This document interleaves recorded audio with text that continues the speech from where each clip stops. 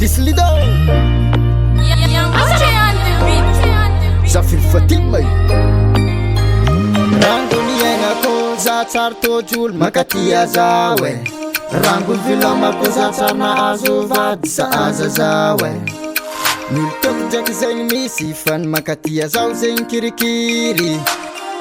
Niany ambarak'olo jiaby fa mijaly fitiavagna zao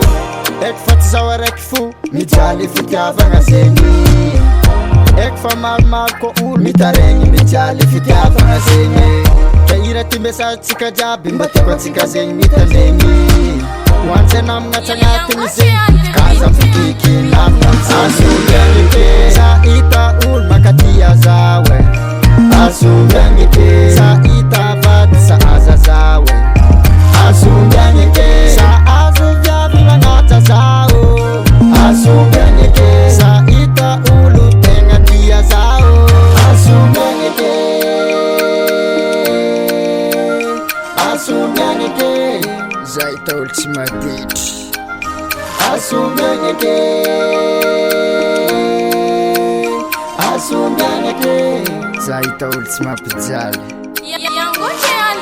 Ny tegna mahagaga antegna mankatia rosiny Tsy basy tsisy fagnajagna mbola hitsakitsaka lava zegny Nefa tegna tiala fa agnaty fo tegna tsy magniky Za mitsorony tsara ahita nanjarako Asombiagnike sa hita olo makatia zawe Asombiagnike sa hita vady sa aza zawe Asombiagnike sa azo viavy magnatra zao Asombiagnike sa hita olo tegna tia zao Asombiagnike